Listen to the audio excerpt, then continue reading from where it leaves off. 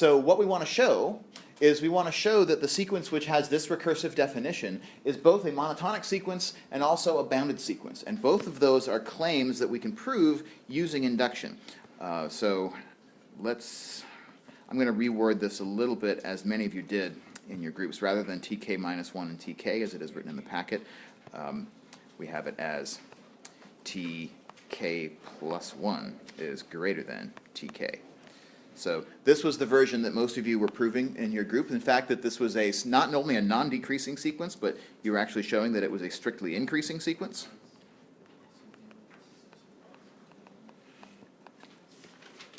And then you were also asked to show that this was a bounded sequence. And to do that, you need to conjecture an upper bound for the sequence. And so real quickly, just to check in with everybody, what upper bound did you use in Part B for the proof of boundedness? 4? Anybody use a different upper bound besides 4? How did you guess 4? So what did you do with a calculator to guess 4? Yeah, so you could just take the first few terms of the sequence, get some decimal approximations for them if they would help, and you find out that after a while, all of your decimals look like 3 point something, right? And so then you might be tempted to make the conjecture that 4 is an upper bound for the sequence. I think that does work out if you actually do this part. So let's just quickly check in on the structure of your induction argument before we wrap up today. So absolute value of Tn less than or equal to 4. Okay, so for your induction argument, you have these two things that you need to verify are true for all natural numbers k, for all k greater than or equal to 1. So what were your base cases for both of these proofs?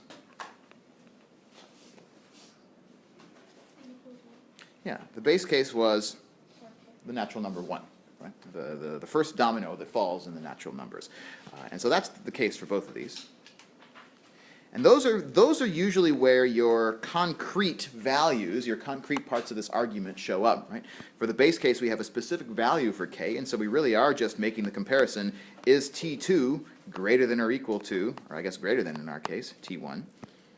And in our case, those are square root of 5 and 1 respectively, and so we're super concrete about that one. Same thing in our second example. Is it true that the absolute value of the first term is less than or equal to 4?